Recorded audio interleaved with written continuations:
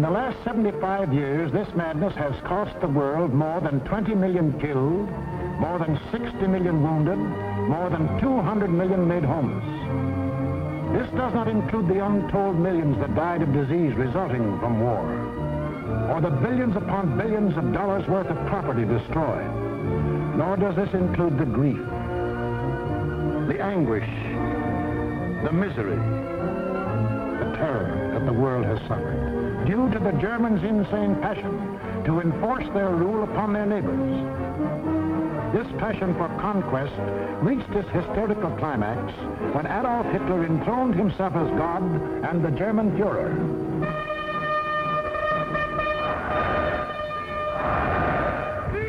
What fantastic dreams was this humorless man dreaming as he stood at Nuremberg and looked down on his fanatic followers?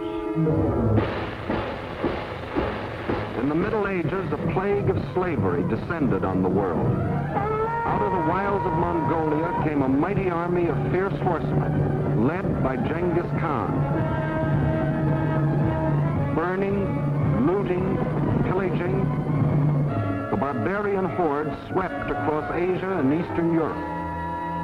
Genghis Khan conquered most of the world of the 13th century. Adolf Hitler was determined to outdo him and conquer all of the world of the 20th. Set up at Munich was an institute devoted to the little-known science of geopolitics, vaguely defined as the military control of space. Germany's leading geopolitician, a former general, Karl Haushofer, was head man. Here was gathered together more information about your hometown than you yourself know. To the German geopolitician, the world is not made up of men and women and children who live and love and dream of better things. It is made up of only two elements, labor and raw materials. The geopolitician's job was to transform Hitler's ambition to control these elements into cold, hard reality. On their map, our planet is neatly divided into land and water. Water forms 3/4 of the Earth's surface, land only 1/4. And in that 1/4 of the Earth's surface lies the world's wealth, all its natural resources.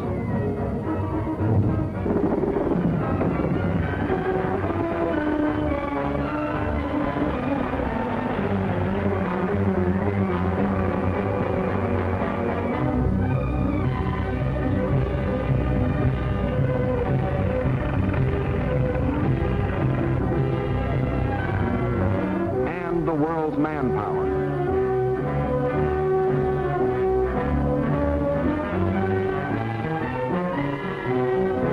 Control the land and you control the world. That was Hitler's theory. This all-important land, the geopoliticians now break up into two areas. One, the Western Hemisphere, which, together with Australia and all the islands of the world, including Japan, comprises 1/3 of the land area. The other area, which consists of Europe, Asia, and Africa, makes up the other 2/3. This supercontinent, which they call the World Island, is not only twice as large as the rest of the land area, but also includes 7/8 of the world's population. The heart of this world island comprises Eastern Europe and most of Asia. This they call the Heartland, which just about coincides with the old empire of Genghis Khan. Hitler's step-by-step plan for world conquest can be summarized this way. Conquer Eastern Europe, and you dominate the Heartland. Conquer the Heartland, and you dominate the world island. Conquer the world island, and you dominate the world. That was the dream in Hitler's mind as he stood at Nuremberg. Hitler, Sieg! Sieg! With pagan pageantry, the district leaders from all over Germany swore personal allegiance to him, hypnotized with the belief that they were members of a master race.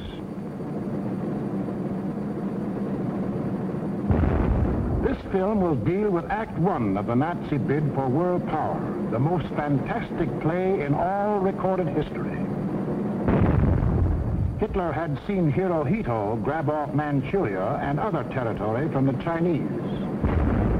He had watched Mussolini get away with the rape of Ethiopia.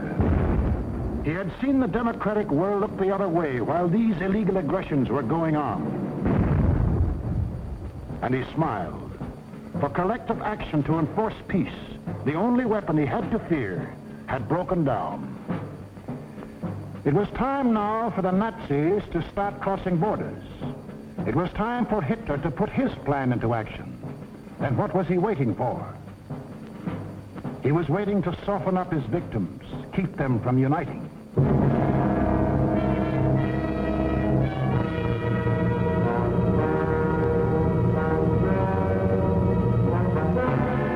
For the softening up process, he sent his agents all over the world disguised as tourists, students, and commercial travelers. Payoff men like Ribbentrop came too, to bribe, threaten, and form local fascist parties such as the Grell and his Rexist party in Belgium, Henlein in Czechoslovakia, Seyss-Inquart and his National Socialists in Austria. In Britain, Sir Oswald Mosley offered himself to the people as a Hitler with an Oxford accent. In other words, I'm told that Hitler is mad. Well, I've got another view myself.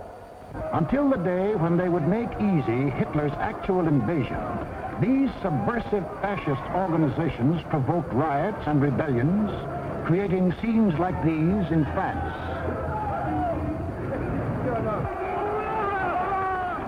Scenes like these in Belgium.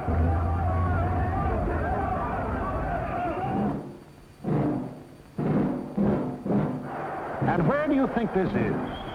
Right in Madison Square Garden, USA.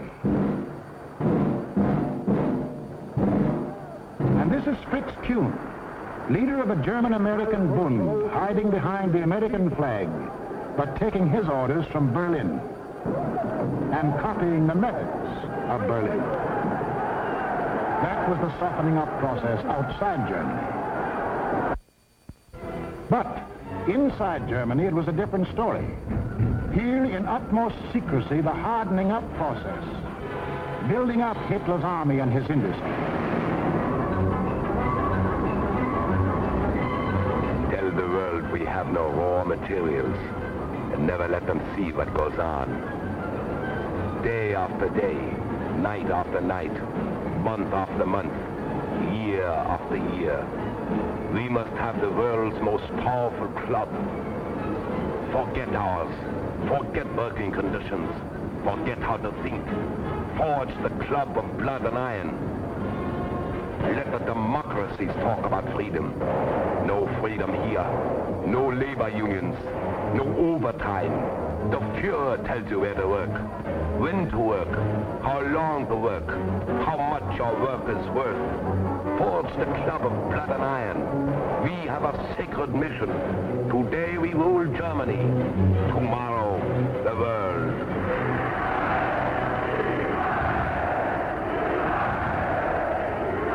And for those who don't like it, you don't eat.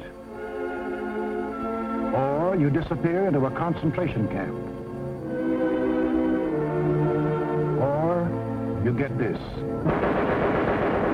And this is the man who gives it to you.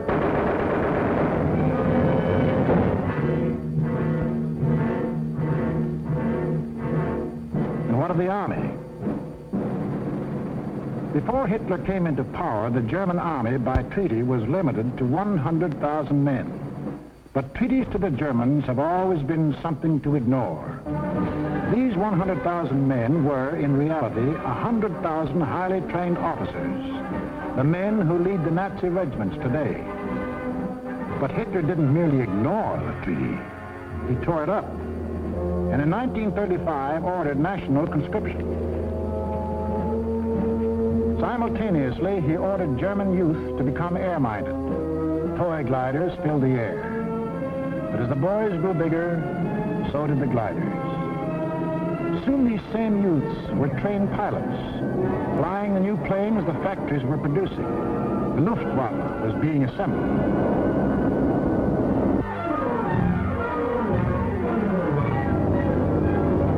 The only thing old about this new army was the goose step. And even Hitler couldn't improve on that ancient German form of torture, designed to make man stop thinking and blindly obey. Goose-step them until they become as insensible as weapons.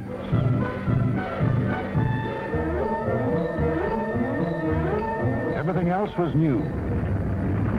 Tanks, motorized equipment, and one of our own inventions, the dive bomber.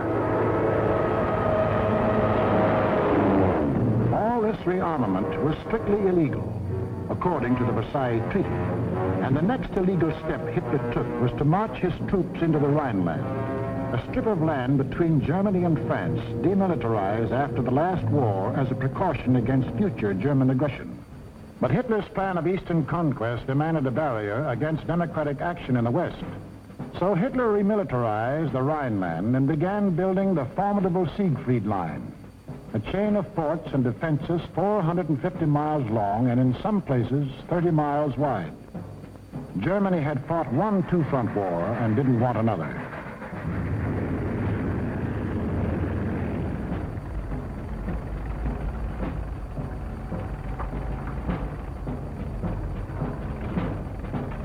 As many as 500,000 men worked as much as 20 hours a day to build 22,000 fortified positions on land, where, by treaty, no German soldier was supposed to set foot.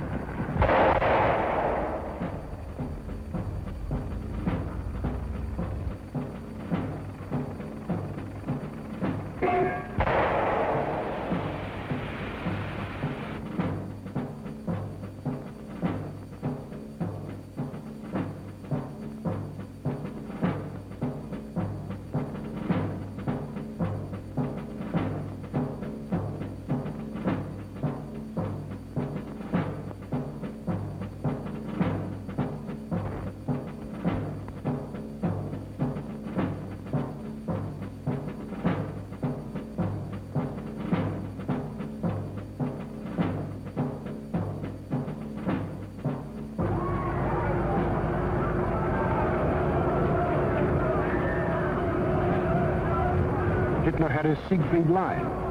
He had his equipment. He had his army. Now to unveil the German might and terrorize his victims into submission. General staffs all over the world anxiously awaited the report of their military attachés. A would-be peaceful world learned that a vast military power had materialized out of nowhere. A power controlled by one man who tore up treaties as we tear up ticker tape.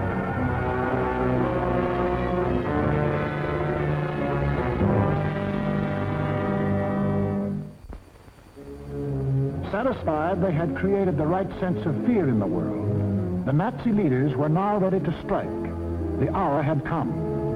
It was time to start conquering Eastern Europe, according to the plan of Hitler's geopoliticians. It was time to win the domination of the heartland. Who would the first victim be? Naturally, the softest, Austria. Bite off just enough not to set the world against you. On March the 12th, 1938, without warning, the German armies marched over the Austrian border. It was really only a full-scale invasion test, and Hitler rode in triumph into Vienna. Even the very name of Austria disappeared from the map, though Hitler had promised earlier to the world the assertion that it is the intention of the German Reich to coerce the Austrian state is absurd. Why was Austria important to Hitler? It put him on the southern flank of Czechoslovakia, and Czechoslovakia was the key to the control of Eastern Europe. The German Chancellor Bismarck explained that years ago when he said, "He who would conquer Europe must first hold the bastions of Bohemia." And Bohemia was now part of Czechoslovakia. But Czechoslovakia was tough. It had a good army. It had good equipment. It had one of the finest munition plants in the world, the Skoda Works. which Hitler wanted very badly. It had incorruptible President Danish. It had a military alliance with France, and France had a military alliance with Britain. Hitler had to move carefully, find excuses to take Czechoslovakia one piece at a time. He found his excuse in the Sudetenland, a portion of Czechoslovakia bordering Germany. Here lived some people of German origin, although they had never been a part of Germany itself. That was Hitler's cue. Completely ignoring the fact that most people who left Germany had done so to get away from things like Hitler, he sprang his pet theory that every person of German blood, no matter where he lived, belonged to the Nazi Reich. Germans or descendants of Germans, often with no more than a drop of German blood in their veins, suddenly learned that they were godlike, not subject to the laws of the land in which they live and to which they owe their allegiance, whether it be Czechoslovakia, Norway, Sweden, China, the United States, or Timbuktu. According to the Nazis, the German was a special creature who remained forever German, to the 6th and 7th generation, and must take his orders from Berlin. Some people we know of German descent think this is a lot of hogwash.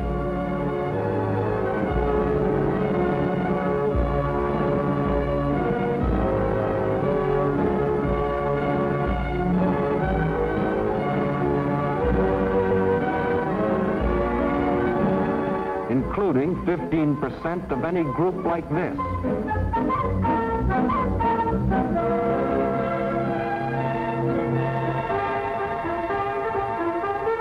But in the Sudetenland, he found some stooges who fell for this bunk. Konrad Henlein was their Bush League Führer. The people of the Sudetenland were told they should be liberated. They were told Hitler was their liberator. The Nazis smuggled over their standard softening up equipment, blackjacks. And when the Czechs were beaten up trying to combat his fifth columnists, Hitler screamed the Germans were being persecuted and threatened war unless he got the Sudetenland. It is the last territorial claim I have to make in Europe. I have assured Mr. Chamberlain, and I repeat it here, that when this problem is solved, there is for Germany no further territorial problem in Europe. We want no Czechs. To the League of Nations, Foreign Minister Maxim Litvinov announced that Russia stood ready to back concerted action against Germany. But once again, there was to be no concerted action. The Czechs mobilized and closed their borders. The leaders of France and Britain, desperately striving to avoid war, flew to meet the jubilant Axis leaders at Munich. On September 29th, in return for Hitler's guarantee of world peace, Chamberlain and Daladier prevailed upon Czechoslovakia to give up the Sudetenland without a fight. In Czechoslovakia, the Munich Pact was greeted by riots of protest. But Daladier returned to France to be greeted by cheers from a relieved French people. And in Britain, a happy Chamberlain came back declaring he had achieved peace in our time. One of the most tragic and ironic scenes in all history. This morning, I had another talk with the German Chancellor, Herr Hitler. And here is the paper which bears his name upon it as well as mine. We regard the agreement signed last night and the Anglo-German naval agreement as symbolic of the desire of our two peoples never to go to war with one another again.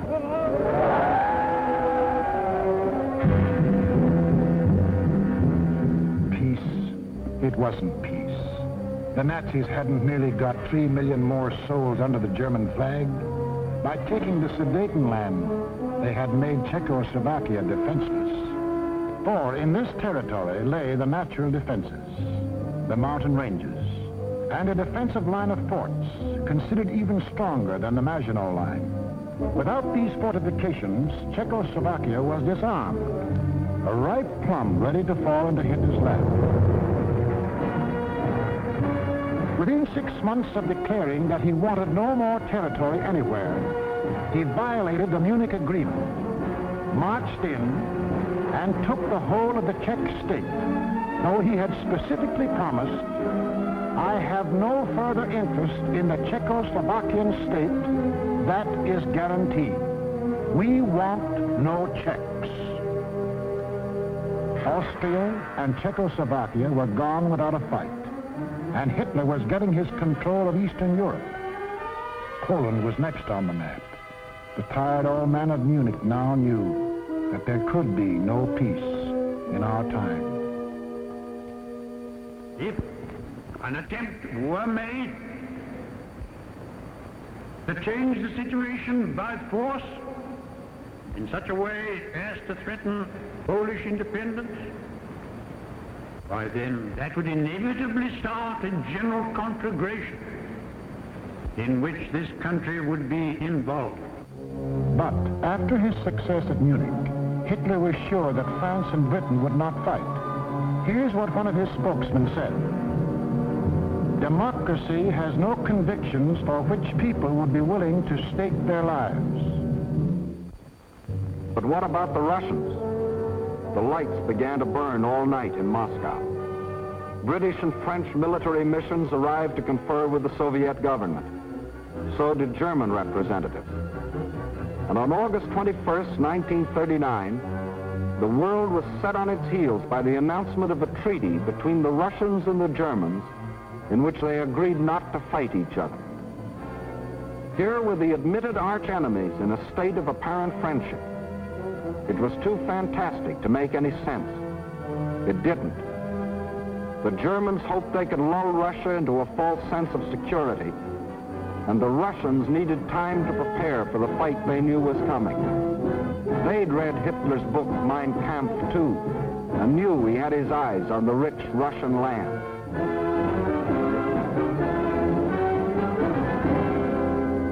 Confident that Russia was safely pigeonholed and that the democracies would not fight, the Nazis started singing their favorite theme song, that all people of German blood belonged to them, and picked Danzig as their excuse for the gobbling up of Poland. Danzig, a free city, self-governing under the League of Nations, was an important seaport at the head of the Polish corridor, Poland's access to the sea. The same old softening up process had gone on here.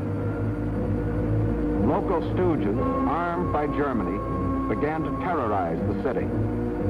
Hitler demanded Danzig and the Polish corridor, or else. The people of Poland prepared for the inevitable. Although they knew Britain and France had guaranteed their borders, they also knew those countries were a long way off.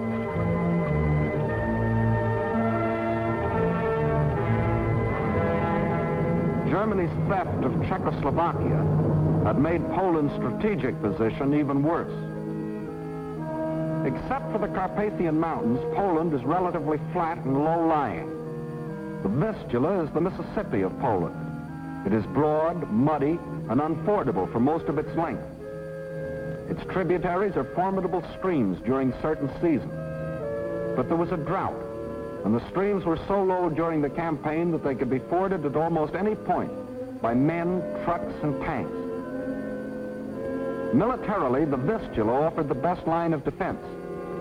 However, making a stand here would have meant surrendering Warsaw in the richest part of the country. The alternative was to accept battle on the border. That was the Polish decision. The Nazi plan was an enormous pincer movement aimed at encircling the mass of the Polish armies. Secondary pincer movements were to encircle any Polish groups which escaped the main trap. During the last 2 weeks in August, the German armies moved toward the Polish border, where they assembled 70 divisions, many of them armored. From a military standpoint, the Poles were hopelessly outclassed by their predatory neighbor. They managed to mobilize barely 30 divisions, made up of infantry or horse cavalry. In two important respects, the difference was staggering. The Nazis, 5,000 modern tanks. Poland, 600 nondescript tanks. The German Luftwaffe, 6,000 modern planes. The Polish Air Force, less than 1,000 of inferior types. The German army secretly made ready. The way of living for the next 1,000 years was to be decided.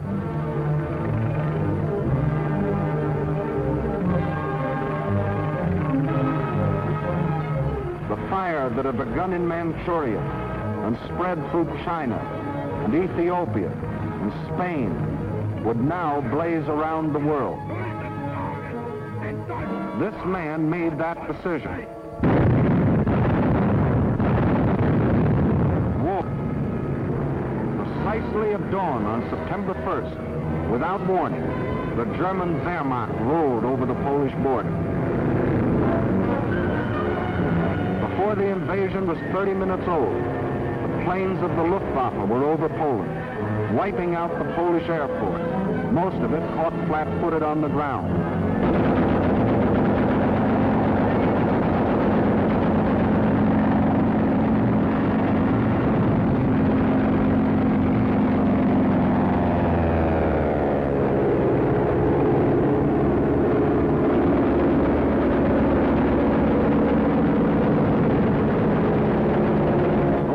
That did get off faced overwhelming odds and were shot out of the sky.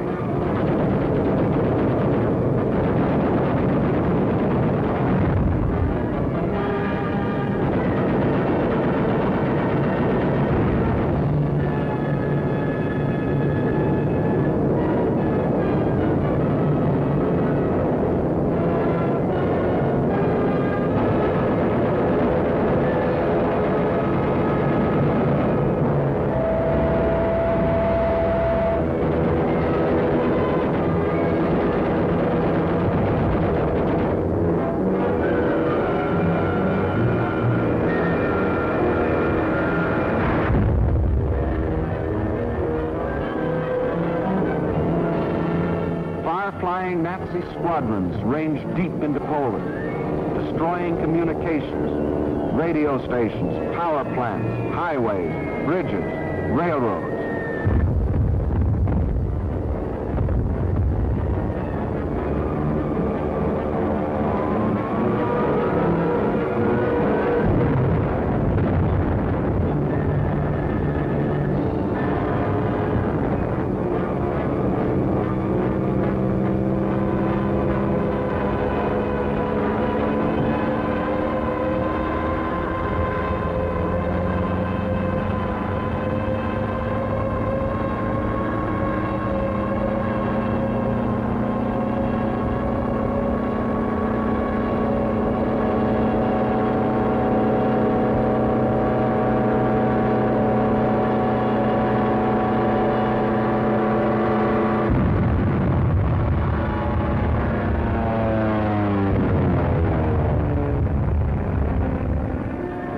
The Army was disorganized by the loss of its Air Force and the disruption of communications. The massed ground units of the Nazi Army continued their advance. Occasionally, they unveiled a new technique or item of equipment. For example, advanced units of the German Fourth Army crossed the Vistula in a new type of storm boat.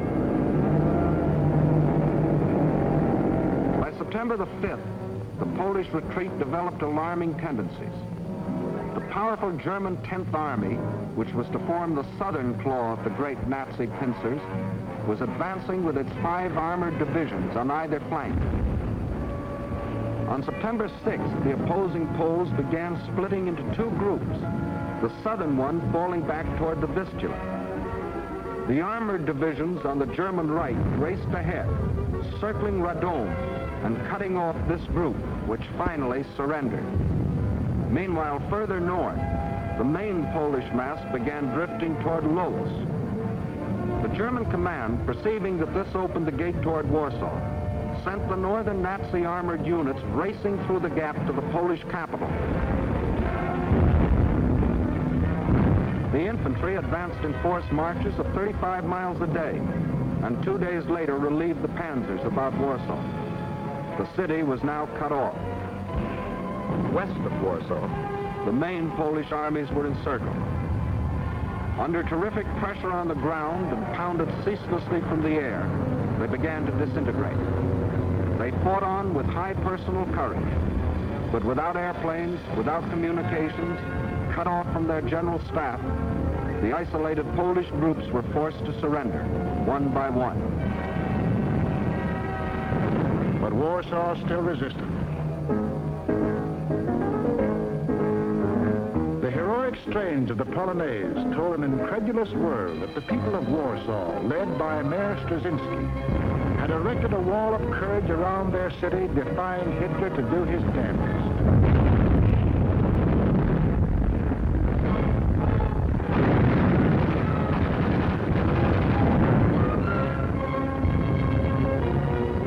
Stopped cold by the city's desperate resistance, the Nazis were forced to send for heavier artillery. The only source of such artillery was Germany's Western Front. With great secrecy, the giant 240mm howitzers were towed at high speed across the highways which Hitler had built for just such purposes and set in position around Warsaw. The huge guns subjected the city to a bombardment of incredible fury, their fire concentrated on the densely populated residential areas.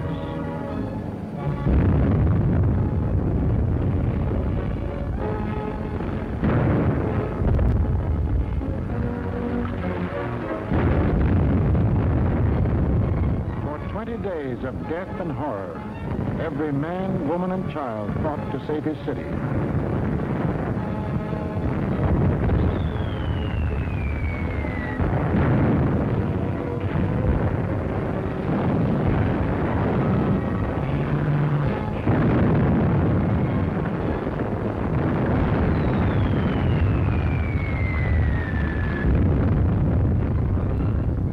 Without food or water, human endurance failed.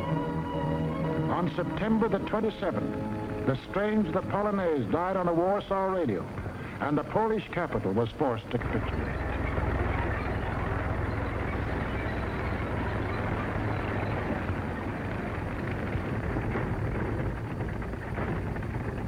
Now all Polish resistance was at an end, except here, the Westerplatte forts opposite Danzig.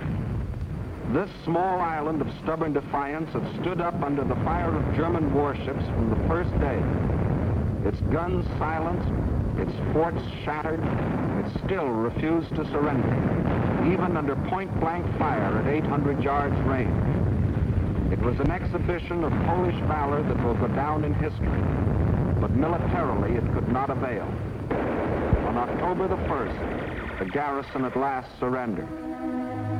Surrendered to face the fate of these men, Polish prisoners being marched off to Nazi prison camps, an eventual extermination. For the Nazi master race theory calls for the complete wiping out of so-called inferior races.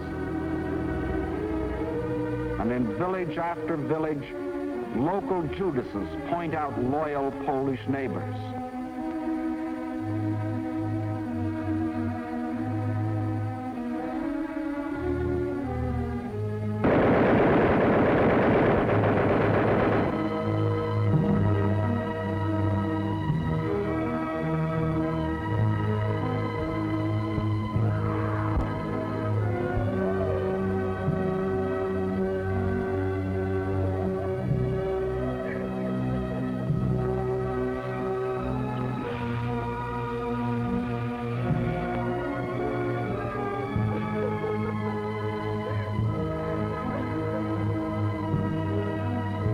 These things the Poles can never forget,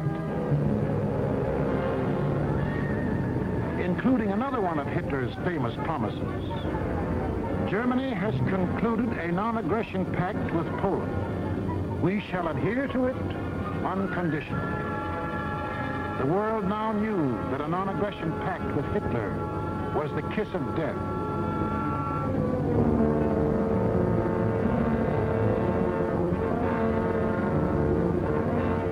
was completely destroyed.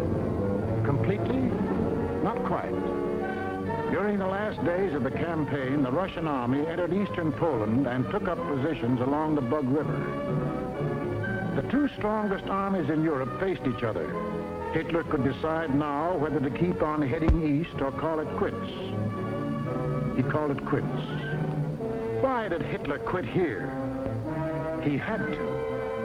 To continue a drive to the east would leave Germany facing the threat he had always sworn to avoid, a two-front war. How he met that threat you will see in the next film. What Hitler thought impossible was anything but. The day after Hitler crossed the Polish border, France called up her reservists. Within 24 hours, British planes had bombed German warships in the Kiel Canal.